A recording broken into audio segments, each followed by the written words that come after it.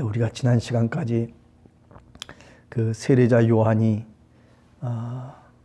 오시리가 정말 당신이 맞냐고 그렇게 이제 물어봤던, 그래서 예수님께서 너희가 무엇을 보려고 광야에 나갔더냐, 부드러운 옷을 입은 사람이냐, 또는 뭐 선지자를 보기 위해서 너희가 광야에 나갔더냐.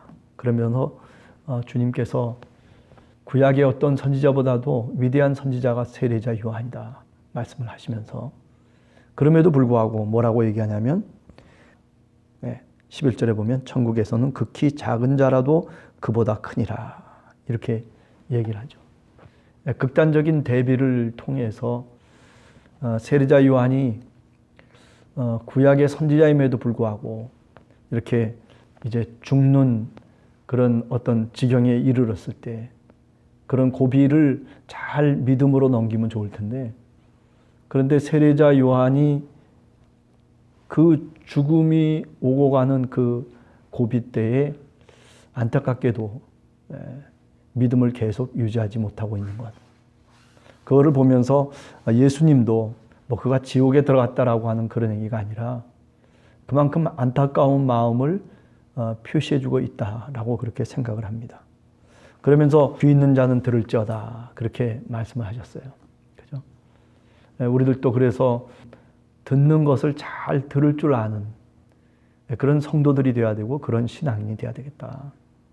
예수님이 어떤 일을 행하셨는지 또 어떻게 말씀하셨는지 그런 것들을 잘 귀담아 들어서 이것이 정말 구원의 길이구나, 이것이 정말 생명의 길이라고 하는 분명한 진리를 발견하고 깨달았으면, 그러면 어떻게 해야 돼요? 그 귀에 담아놓은 그 말씀대로 우리가 마음속에서 긍정하고 그리고 그렇게 살아가야 된다라고 하는 거죠. 또 그 다음에 이제 예수님께서 말씀하신 게 이 세대를 무엇으로 비유할까 하면서 피리를 불어도 춤추지 않고 슬피 울어도 가슴을 치지 않는다. 요한이 와서 이렇게 얘기하면 또 요한을 시비하고, 또 예수 그리스도께서 또 이렇게 얘기하면 또 시비를 걸고, 뭐 바리새파 사람들이나 또는 유대 종교 지도자들은 자신들이 원하는 대로 자신들이 갖고 있는 기득의 세력을 유지하기 위해서 각종의 비난을 퍼붓고, 그리고 요한이 왔을 때에는 정말 귀신이 들렸다라고 그렇게 말하자면 덮어 씌우고, 또 예수님이 인자가 오셨을 때에는 또 뭐라고 덮어 씌우는 거예요? 술주정뱅이다, 또는 뭐 먹기를 탐하는 자다, 포도주를 탐하는 자다, 뭐 이런 식으로 얘기를 만들어가는 거죠. 오늘 우리 사회가 지난 시간에도 얘기했지만은 이렇게 병든 사회의 모습을 그대로 보여주고 있는 거죠.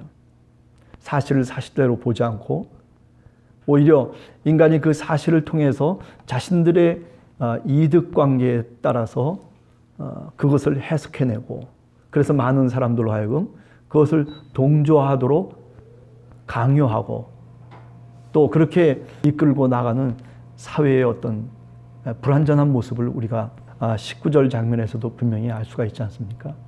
그래서 예수 그리스도가 십자가에 달려 돌아가시게 되는 거죠. 오늘 우리 사회도 어찌 보면 무엇이 사실인지조차도 아무도 알 수 없는 그런 오리무중으로 끌고 들어가는 그런 일들이 얼마나 많은지 몰라요. 그게 정치하는 사람들의 일종의 법모술수라고 얘기할 수 있죠. 우리는 그런데 놀아나서는 안 됩니다. 그죠? 무엇이 그들의 해석인지를 가만히 들여다보면 분명히 진리의 사실이 드러나거든요. 조금만 시간을 두고 관심을 두면서 저들의 판단이 뭔가라고 하는 것을 가만히 들여다보면 결국 다 들추어내지기 마련이죠. 자, 그런 면에서 우리가 예수 그리스도를 믿으면서 살아갈 때 우리 가슴 속에 숨겨져 있는, 우리 마음 속에 숨겨져 있는 죄악들도 마찬가지라고 생각합니다. 하나님 앞에서만큼은 내가 정말 내 죄를 하나님께 고백하면서 하나님의 도우심을 구하고, 그리고 하나님의 구원하심을, 그 구원의 손길을 간곡하게 기도하는 그런 신앙의 자세가 필요하다라고 하는 거죠. 이제 오늘 읽은 20절 이하의 본문은 제가 이전에도 한번 설교를 한 적이 있는 본문입니다. 그때 설교의 제목이 뭐였냐면 예수님의 실패담이었어요. 혹시 기억나세요? 네, 실패담. 예수님은 늘 성공만 하신 분이 아니에요. 그렇죠? 예수님은 이렇게 20절에 보면 가장 많이 권능을 행하셨는데 그런데 그 고울이 회개치 않았다 이렇게 얘기하고 있거든요. 수고를 하고 그리고 가장 애를 쓰면서 많은 사람들을 찾아다니면서 말씀하시고 그리고 기적도 행하시고 그리고 정말 예수님이 할 수 있는 모든 것들을 다 했음에도 불구하고 그런데 마음을 열지 않는 거예요. 네, 그죠? 그래서 오늘 성경 말씀을 보면 회개하지 아니함으로 그렇게 말씀하고 있습니다. 네. 우리가 생각할 때는 하나님의 아들이시고 예수 그리스도께서 얼마나 말씀을 정말 사람의 폐부를 찌르는 말씀을 하십니까?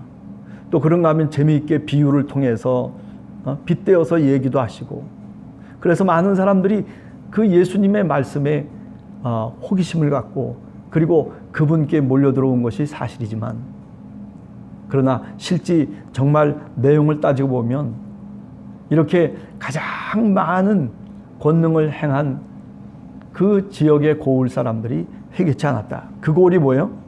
21절 이하에 보면 고라신, 벳세다, 그죠? 그리고 23절에 보면 가버나움이라고 되어 있어요. 이게 갈릴리 북쪽 지방이죠, 다. 그러니까 예수님이 주로 활동하셨던 지역이 바로 이 지역이거든요. 그죠? 여러분들 잘 알듯이 마가복음 속에서 보면 가버나움에 들어가셔서 회당에서 가르치시기도 하시고 또 귀신도 쫓아내시고 또 회당에 있는 랍비들과 논쟁을 벌이시기도 하시고 네. 그야말로 가버나움이 어찌 보면 예수님의 두 번째 고향이라고 얘기할 수 있죠. 그죠? 나사렛이 첫 번째 고향이라면 나중에 가버나움에 오셔가지고 그래가지고 공생애를 시작하시면서 그 중심지가 사실은 가버나움이었거든요. 조금 옆으로 가면 여기 오늘 얘기하는 것처럼 벳세다가 나오고 고라신이 또 나오는 거죠.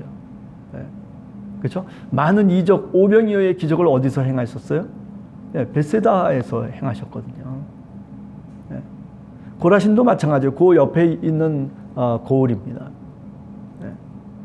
그만큼 예수님은 분주하게 사실은 그 북쪽 갈릴리 호수 북쪽 마을들을 돌아다니면서 그러면서 정성을 다해서 사실은 그들에게 회개를 외쳤거든요. 하나님 나라를 외치고 그리고 하나님의 백성이 될 것을 촉구하고 나섰었는데 그런데 오늘 성경 20절에 보면 그런데 회개하지 아니했다. 네. 그래요. 우리가 이렇게 인생을 살아가면서도 어떤 때는 안 될 때가 있어요. 내가 능력이 많고 내가 모든 것을 할 수 있고 그리고 분명히 이것은 할 만한 일인데도 불구하고 그런데 그게 안 되는 거예요. 내 뜻대로 안 되는 거죠. 그러니까 어떤 도시와 어떤 마을에서보다도 더 정성을 들여서 수고하고 그리고 능력을 행했음에도 불구하고 회개치 않았다. 소돔과 고모라와 같다는 거죠.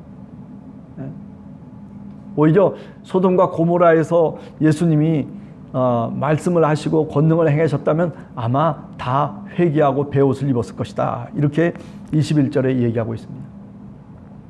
자, 여하튼 오늘 본문의 이야기는 너무나 간단한 주제입니다. 예수님이 가장 권능을 많이 행하신 그 고울 사람들이 회개하지 아니하였다. 그래서 예수님께서 그 고울들을 바라보시면서 책망하시는 장면이 오늘 본문의 내용입니다. 네.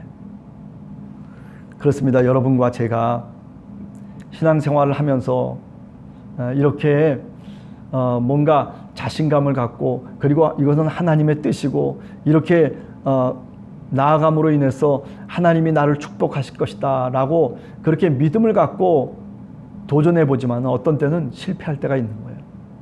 어떤 때는 내 원하는 대로 그리고 기도한 대로 이루어지지 않을 때가 있단 말이에요. 그렇다 손 치더라도 우리 예수님처럼 그것을 가슴 속에 담으면서 정말 안타깝다는 생각은 하겠지만은 그러나 다시 일어설 수 있는 그런 용기와 그런 지혜가 우리 신앙인들에게 꼭 필요하다. 그렇게 오늘 또 여러분들과 더불어서 말씀을 드릴 수가 있겠습니다. 어떤 면에서는 노력을 들인 만큼 어떤 효과가 나면 얼마나 좋겠어요. 그런데 노력을 들인 만큼 효과가 나는 것이 아니라 그것이 오히려 효과가 떨어져 버리고 오히려 더 멀리 떨어져 나가는 그런 경우들도 우리가 신앙의 이야기 속에서 보면 분명히 존재하죠. 그죠?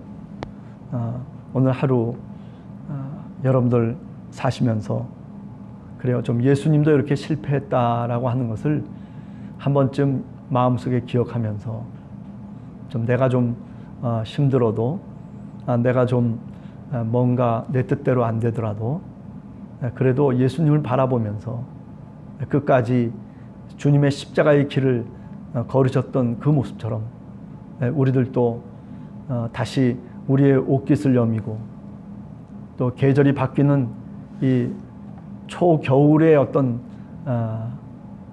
이 들어서는 우리들의 어떤 마음가짐이라든지 이런 것들이 좀 더 새로워지고 그리고 좀 더 주님께 가까이 다가가는 하루가 되시기를 간절히 주님의 이름으로 축원합니다. 감기 조심하시기 바랍니다. 기도하겠습니다.